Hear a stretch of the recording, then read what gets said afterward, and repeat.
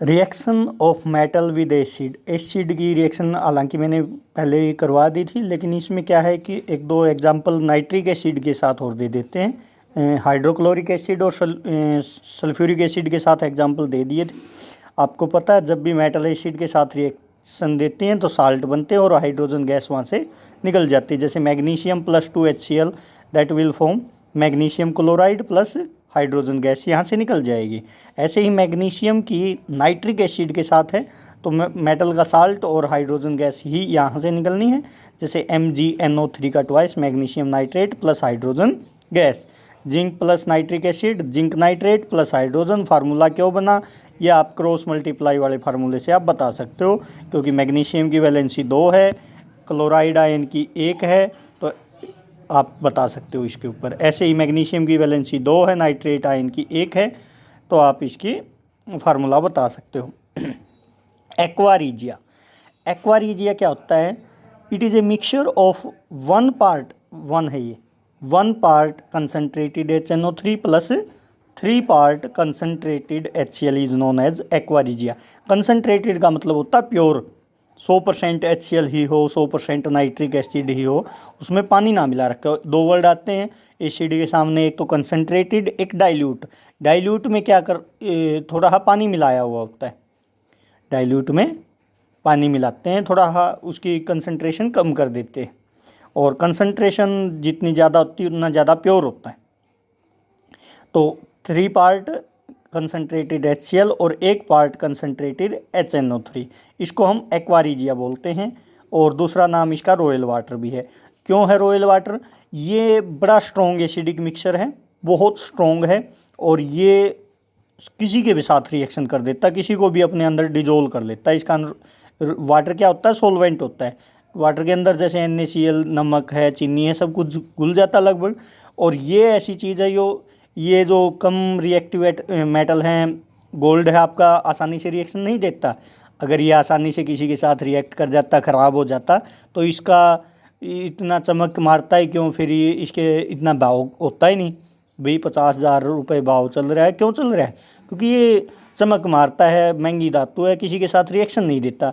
अगर ये रिएक्शन करके किसी के साथ, ऑक्सीजन के साथ, हेलोजन के साथ, या किसी और के साथ, हाइड्रोजन के साथ, तो फिर तो ये आसानी से ख़राब हो जाता। जबकि ये आसानी से ख़राब नहीं होता। क्यों? क्योंकि ये कम रिएक्टिव है।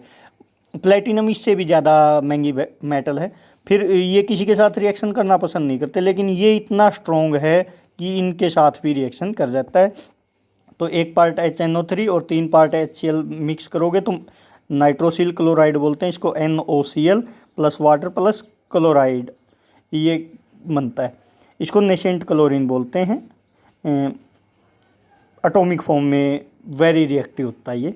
तो ये जब मिक्सर देंगे ये होगा, और गोल्ड के साथ भी रिएक्शन करके गोल्ड 3 क्लोराइड बना लेगा, प्लेटिनम के साथ रिएक्शन करके प्लेटिनम 4 क्लोराइड बना लेगा। यानी गोल्ड और प्लेटिनम भी इसके साथ, इस मिक्सर के साथ रिएक्शन कर जाते हैं, और ये गोल्ड और प्लेटिनम को भी डिजोल्व कर लेता है अपने अंदर। वाटर क्या करता है? जैसे नमक को डिजोल्व कर लेता है ना, तो ये भी गोल्ड और प्लेटिनम को डिजोल्व कर लेता है। इस कारण इसको रॉयल वाटर कहते हैं।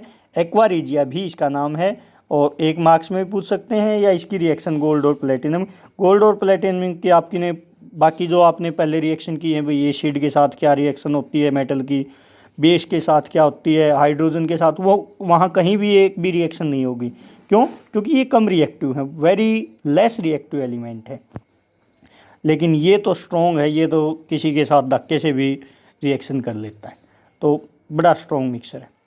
रिएक्टिविटी सीरीज, तो इसी बेस पे हमने एक रिएक्टिविटी सीरीज बनाई। कुछ तो मैंने कहा था जैसे लिथियम, सोडियम, एल्कली मेटल हैं वो कैच फायर, ये क्वेश्चन करवा था लास्ट टाइम पे कि ये जब भी इनको वाटर के साथ रिएक्शन करवाई जाती है तो ये आग पकड़ लेते हैं।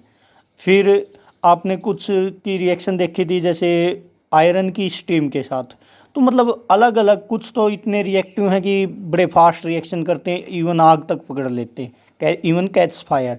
और कुछ हैं कि रिएक्ट करना पसंद ही नहीं करते, जैसे गोल्ड है, प्लेटिनम है, ये किसी के साथ रिएक्शन करना पसंद नहीं करते। तो वो उनके बेस पे हमने एक रिएक्टिविटी सीरीज़ बनाई। उसमें अरेंज किया गया है कि कौन मेटल ज़्यादा रिएक्टिव है और कौन मेटल कम रिएक्टिव है, उनकी रिएक्टिविटी, उनकी रिएक्शन देने की टेंडेंसी कितनी है, उसके बेस पे हमने एक सीरीज़ बनाई है जिसको हम क्या कहते हैं, reactivity series. Metal are arranged in decreasing order of their reactivity is known as reactivity series.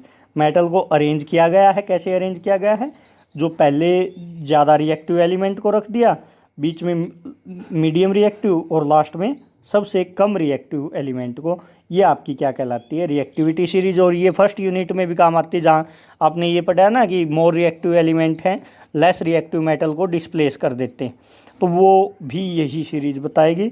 आपको याद कैसे करनी है वो बता देते। आपको याद कैसे करनी है, जैसे एक लाइन बता देता हूँ मैं, लिख लीजिए। लीना का मैग्नीशियम से अलगाव। क्या याद करना आपको, याद कैसे करना है, आपकी खुद की भी कुछ बना सकते हो याद करने के लिए, मैं मेरी बता देता हूँ। लीना का मैग्नीशियम से अलगाव, लीना का मैग्नीशियम से अलगाव, यहाँ तक हो चुका। उसके बाद जिंक लिख सकते हो आप, एक बार जिंक लिख लेना। उसके बाद इनको आप इस तरह से देखोगे, आयरन थोड़ा कम महंगा है, उससे ज़्यादा महंगी कॉपर है, उससे ज़्यादा महंगी सिल्वर है, उससे ज़्यादा महंगी गोल्ड है, उससे ज़्यादा महंगी प्लेटिनम है। तो क्या करना आपको, लीना का मैग्नीशियम से अलगाव, ठीक है, यहाँ तक हो गया। जिंक आपको लिख लेना। उसके बाद लोहा कम महंगा है, उससे ज़्यादा महंगी कॉपर है, कॉपर से महंगी सिल्वर है, सिल्वर से महंगी गोल्ड है, गोल्ड से महंगी प्लेटिनम है। तो उसी बेस पे रिएक्टिविटी है। ये सबसे ज़्यादा रिएक्टिव हैं, ये किसी के साथ भी रिएक्शन कर लेते हैं, ये थोड़े गर्म वगैरह करने पे रिएक्शन देते हैं, और ये गर्म करने के बाद भी रिएक्शन नहीं देते, सिर्फ एक्वारिजिया के साथ ये रिएक्शन देते हैं। ये लास्ट वाले दो तो गोल्ड और प्लेटिनम, तो बाकी किसी के साथ रिएक्शन नहीं करते। तो लीना का मैग्नीशियम से अलगाव, और इनमें बाकी में यहाँ जिंक लिख के फिर देख लेना कि इनमें जो ज़्यादा महंगी है वो सबसे लास्ट में आएगी, तो कम महंगी से शुरुआत कर लेना। और ये होता है ग्रेटर देन, मतलब इसकी ज़्यादा रिएक्टिविटी, फिर इसकी ज़्यादा, फिर इसकी ज़्यादा रिएक्टिविटी, फिर इसकी, तो यानी सबसे ज़्यादा रिएक्टिव ये हैं, पहले ग्रुप के हैं, ये दूसरे ग्रुप के हैं, ये थर्ड ग्रुप के हैं, ऐसे ग्रुप वाइज ही हैं। सॉरी, थर्ड नहीं है, ये पहले ग्रुप वाले हैं, ये दूसरे ग्रुप वाले।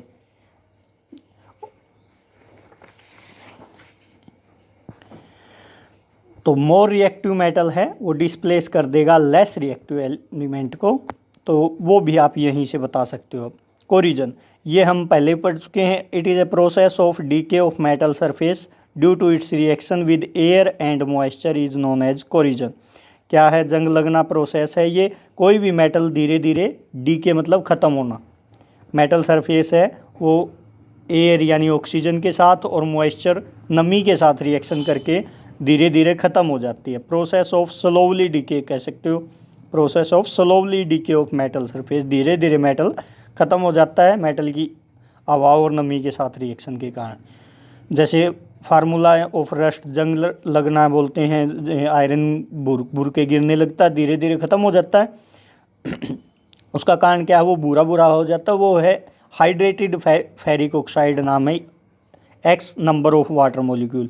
वो 5 भी हो सकते हैं, 10 भी हो सकते हैं, 15 भी हो सकते हैं वाटर मॉलिक्यूल है। Hydrated ferric oxide, hydrated iron 3 oxide भी आपकी बुक में हो सकता है। यहाँ आयरन की ऑक्सीडेशन स्टेट 3 है, तो इसका नाम हाइड्रेटेड फेरिक ऑक्साइड या हाइड्रेटेड आयरन 3 ऑक्साइड है। Method of prevention of from corrosion आप पढ़ चुके हो भाई, पेंट करके या उसको ऑयल ग्रीस ऐसा कुछ करके, या फिर दूसरे मेटल की परत चढ़ा के, वो सब आप पढ़ चुके हो फर्स्ट यूनिट में। बॉन्ड क्या होता है, ये अब क्या आएगा, आयोनिक बॉन्ड, कोवलेंट बॉन्ड या आयोनिक कंपाउंड, कोवलेंट कंपाउंड के नाम से टॉपिक है, उसके लिए है। बीच में अगर ये है आपका मेटल एक्सट्रैक्शन का, तो वो पिछले साल टॉपिक नहीं था, तो अभी एक बार हम छोड़ रहे हैं उस टॉपिक को। अभी वो ही टॉपिक करने हमें जो पिछले साल थे। बाकी देखते हैं क्या गाइडलाइंस आती है। अभी हम वो टॉपिक नहीं करने वाले, क्योंकि पिछले साल वो सिलेबस से हटा दिए थे। बॉन्ड क्या होता है भाई, बंधन। भाई आपका दादी के साथ अलग बॉन्डिंग है, पापा के साथ अलग बॉन्डिंग है ना, मम्मी के साथ अलग बॉन्डिंग है, भाई बहन के दोस्तों के साथ अलग टाइप की बॉन्डिंग है। तो ऐसे ही हमारे केमिकल हैं, वो आपस में बॉन्ड बनाते हैं, आपस में मिले जुले होते हैं, अट्रैक्शन होती है उनके अंदर कुछ, तो वही बॉन्ड है या केमिकल बॉन्ड है। It is a force of attraction which hold the atom together in a molecule.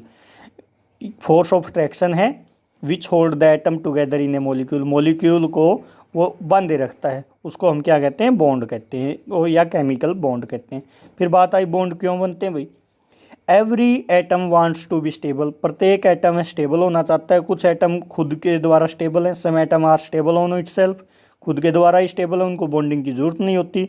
वाहिल other atom forms bond to be stable, वो बॉन्ड बनाने के लिए स्टेबल, उनको स्टेबल होने के लिए बॉन्ड बनाने की ज़रूरत होती है।